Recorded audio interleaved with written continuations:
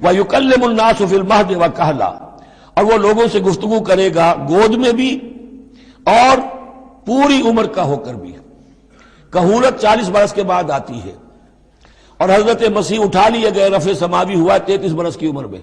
گویا کہ اس آیت کا تقاضا ابھی پورا نہیں ہوا ہے، اور اس سے اندازہ کر لیجیے اس کے کہنے کی ضرورت کیا تھی، پوری عمر کو پہنچ کر تو سبھی بولتے ہیں۔ اس کا اشارہ کیوں کیا گیا یہاں؟ اس لیے کہ ہمیں معلوم ہو جائے کہ حضرت مسیح پر ابھی موت واقع نہیں ہوئی ہے، بلکہ وہ واپس آئیں گے دنیا میں، دوبارہ اتریں گے، پھر ان کی وہ عمر بھی ہوگی، پھر وہ شادی بھی کریں گے، ان کی اولاد بھی ہوگی، اور ان کے ذریعے سے اللہ تعالیٰ یہ نظام خلافت علی منہاج النبوت کو پوری دنیا میں قائم کرے گا۔